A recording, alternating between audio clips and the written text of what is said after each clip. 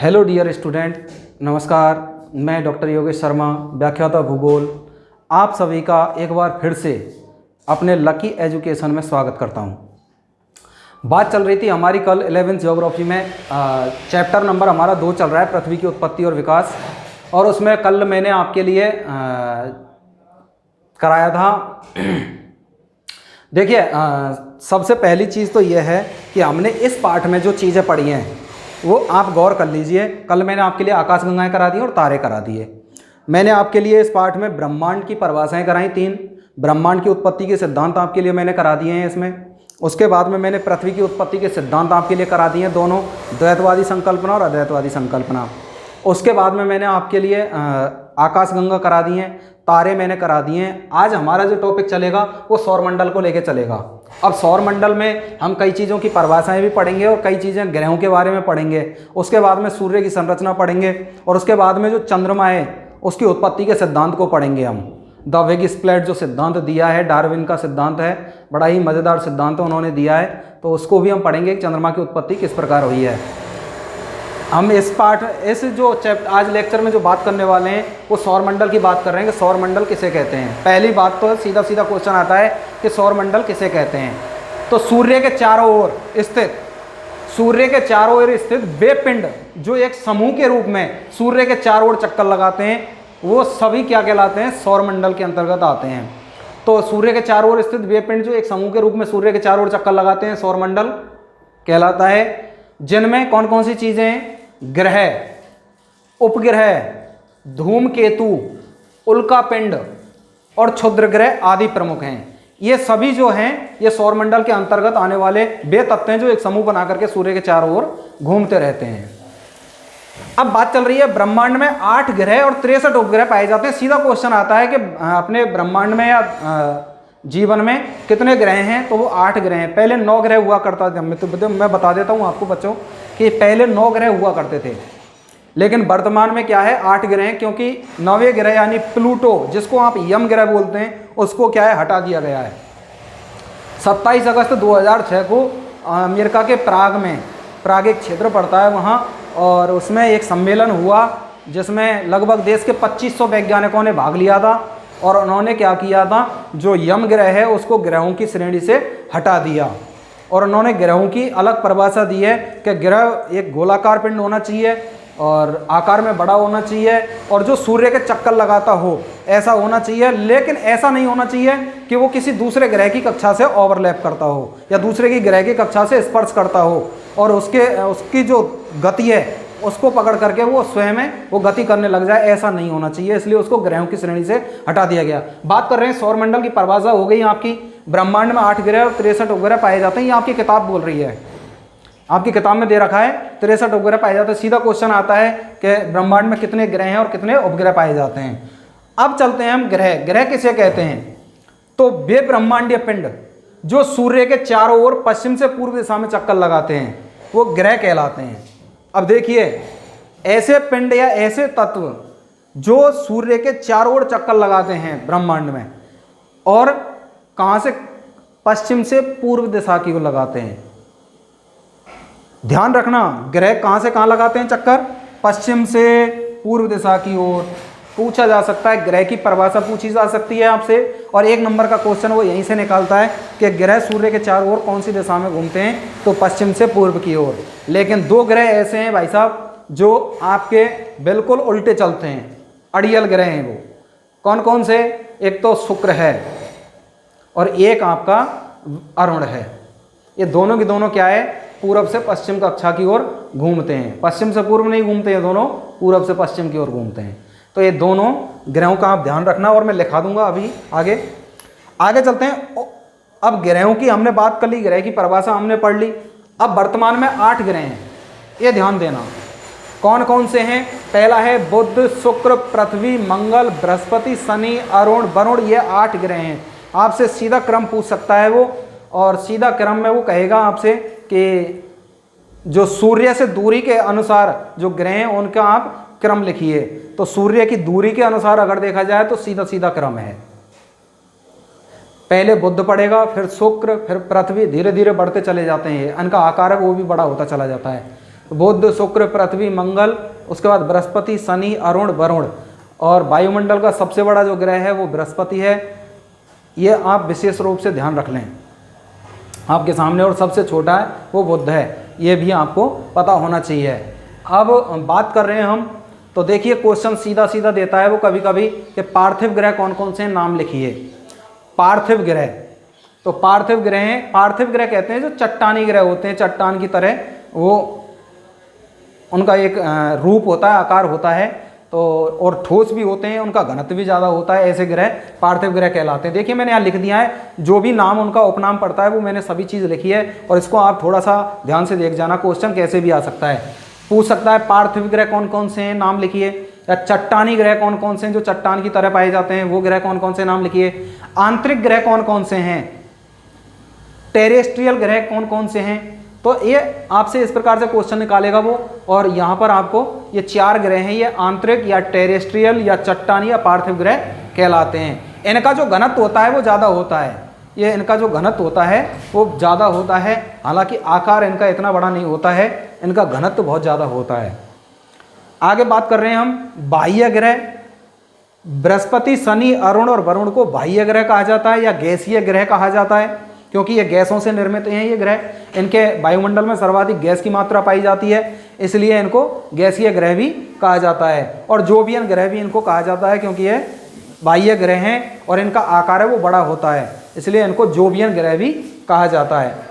ये गैसों से निर्मित होते हैं और इनके वायुमंडल में हाइड्रोजन और हीलियम 2 गैसें प्रमुखता से पाई जाती हैं। 2 ही मुख्य गैसें हैं इनके अंदर जो पाई जाती हैं, हाइड्रोजन और हीलियम। अब मैं ये बता देता हूं कि जो ये ग्रह होते हैं, ये जो आंतरिक ग्रह होते हैं, इन पर गैसें नहीं पाई जाती हैं, क्योंकि इनका आकार छोटा होता है, लेकिन क्या होता है यहाँ तापमान अधिक पाया जाता है, इसलिए क्या होता है संघनन की क्रिया होती है और जो गैसें पाई जाती हैं इनके वायुमंडल पर वो गर्म होकर के, हल्की होकर के और सीधी उड़ जाती हैं वायुमंडल के ऊपर की ओर, इसलिए यहाँ गैसें नहीं पाई जाती हैं और इसीलिए इन पर गैस नहीं पाई जाती है। ये सीधा क्वेश्चन आपका कंप्लीट हो, मैं लिखा दूंगा, इस क्वेश्चन को भी बना के लिखाऊंगा कि आखिर क्यों ऐसा क्या है। तो ये ग्रहों की बात हो गई, और फिर चलते हैं उपग्रहों की ओर। उपग्रह किसे कहते हैं, तो वे पिंड जो ग्रहों के चारों ओर चक्कर लगाते हैं, तो ऐसे पिंड जो ग्रहों के चारों ओर चक्कर लगाते हैं और ग्रहों के साथ साथ वो सूर्य के चारों ओर चक्कर लगाते हैं, इनका अपना प्रकाश नहीं होता है, ये सूर्य के प्रकाश से ही प्रकाशित होते हैं। जो उपग्रह होते हैं इनका स्वयं का कोई प्रकाश नहीं होता है, और ये जो प्रकाशित होते हैं सूर्य के प्रकाश से ही प्रकाशित होते हैं, हमें दिखाई देते हैं। और जो चंद्रमा है वो पृथ्वी का एकमात्र उपग्रह है। अब आप देख लीजिए चंद्रमा को, चंद्रमा पृथ्वी का उपग्रह है, तो चंद्रमा स्वयं नहीं चमकता है कभी भी, तो वो किसके प्रकाश से प्रकाशित होता है, वो सूर्य के प्रकाश से ही प्रकाशित होता है। तो इस प्रकार हमारे ये कुछ परिभाषाएं हो गई और ये ग्रह हो गए, इनको आप नोट कर लीजिए और नोट करने के बाद में इनको रिवाइज जरूर करें। आगे चलते हैं। हाँ तो देखिए आगे बात करते हैं। एक क्वेश्चन निकल के आता है कि आंतरिक जो ग्रह होते हैं या भीतरी जो ग्रह होते हैं वो पार्थिव हैं, लेकिन दूसरे ज़्यादातर जो ग्रह होते हैं वो गैसीय हैं, क्यों, ऐसा क्यों होता है। यानी कि जो आंतरिक ग्रह होते हैं वो तो पार्थिव या चट्टानी ग्रह कहलाते हैं, उन पर इतनी गैस क्यों नहीं पाई जाती है, बाकी ग्रहों पर गैस ज़्यादा क्यों पाई जाती है, क्वेश्चन इस बात को कह रहा है। तो उसका कारण होता है कि जो आंतरिक ग्रह होते हैं, आंतरिक ग्रह कौन कौन से, जैसे बुध है, शुक्र है, पृथ्वी है, मंगल है, ये पार्थिव ग्रह हैं क्योंकि इन पर अधिकांशतः चट्टानें पाई जाती हैं। और दूसरी बात, यहाँ पर तापमान भी अधिक पाया जाता है, इसीलिए अब चूंकि चट्टानें पाई जाती हैं, चट्टानें भारी पदार्थों से मिलकर के बनी होती हैं, किसी न किसी खनिज के संयोग से बनी होती है, और जब तापमान अधिक होता है तो उनका घनत्व भी अधिक हो जाता है, इसीलिए इनका घनत्व भी अधिक होता है।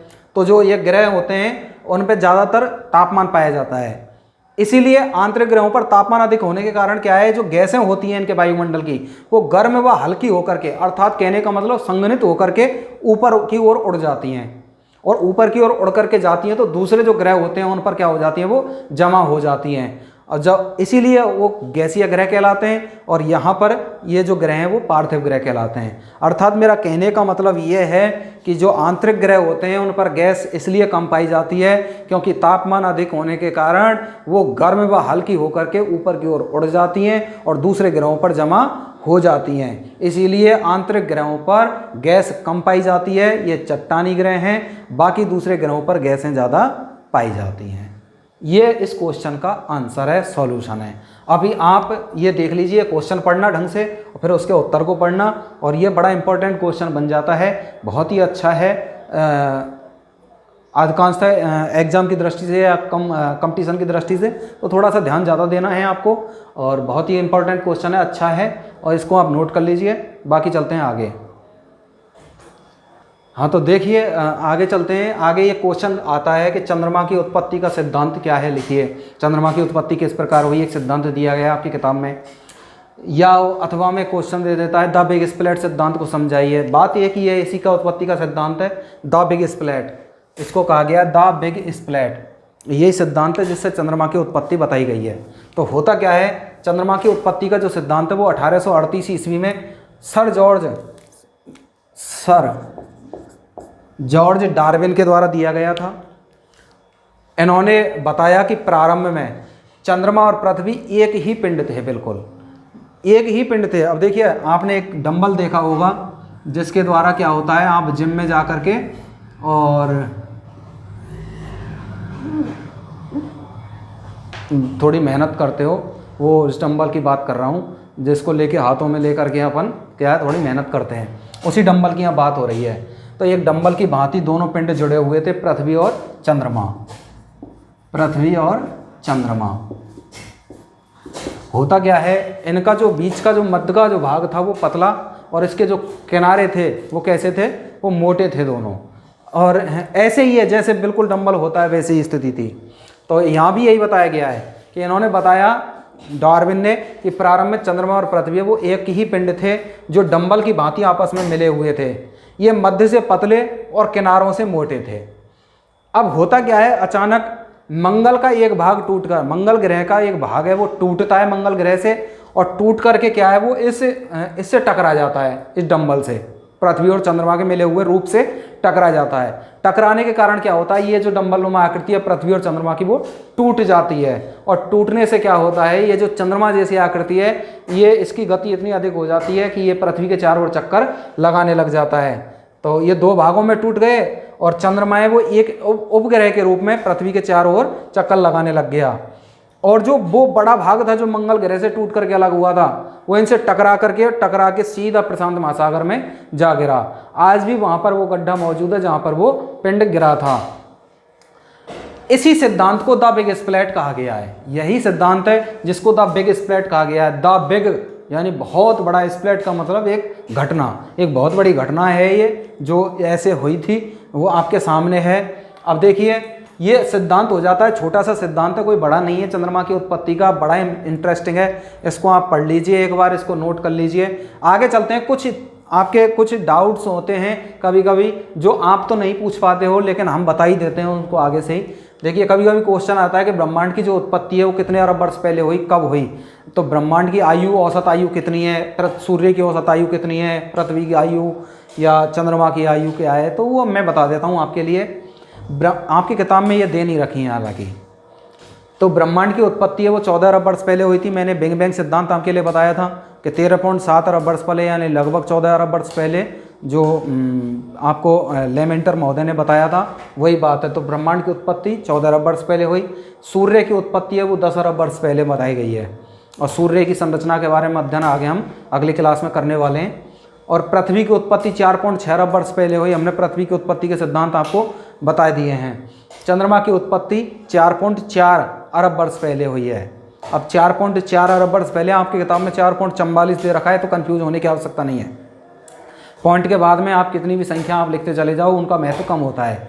सिर्फ एक आप लिख लीजिए, 4.4 है वो महत्वपूर्ण है बस, और उसके बाद में कितनी भी लिख लीजिए। तो चंद्रमा की उत्पत्ति 4.4 अरब वर्ष पहले हुई थी। चंद्रमा पृथ्वी का एकमात्र उपग्रह है। ये कुछ पॉइंट हैं जो आपको डाउट नहीं देंगे, आपको क्लियर हो जाएंगे आपके, और ये बड़े इंपॉर्टेंट हैं। ये याद रखना बहुत अनिवार्य है। अगर आप भूगोल का अध्ययन कर रहे हो तो एक भूगोल विषय के जो विद्यार्थी होते हैं उनके लिए छोटी छोटी चीज़ों को पकड़ना बहुत इंपॉर्टेंट होता है। और हम जितना कोशिश करें उतना सरल से सरल और संक्षिप्त भाषा में कोशिश करें, और हमारा यही उद्देश्य रहा है कि आपको अच्छी से अच्छी हम शिक्षाएँ वो दे सकें। और कोशिश रहेगी हमारी। और कहीं अगर कहीं आपको दिक्कत आती है तो आप कमेंट बॉक्स में जाइए, कमेंट करिए और हमसे उस डाउट को आप क्लियर कर सकते हैं। आगे चलते हैं। ये जो सिद्धांत है इसको आप नोट कर लीजिए और उसके बाद में रिवाइज जरूर करें। हर सिद्धांत बहुत सरल और संक्षिप्त भाषा में हम आपके लिए बताएंगे, चाहे किसी चीज़ की उत्पत्ति हो, वो चाहे पृथ्वी की हो, चाहे सूर्य की हो, चाहे चंद्रमा की, कोई भी जो भी आपकी किताब में चीज़ें दे रखी हैं वो आपको बहुत ही सरल भाषा में आपको हम बताने वाले हैं। तो ये आप इसको नोट कर लीजिए और आगे हम बात करेंगे अगली सूर्य की संरचना और कुछ और महत्वपूर्ण चीज़ों की ओर, वो अगली क्लास में करेंगे। तब तक के लिए धन्यवाद।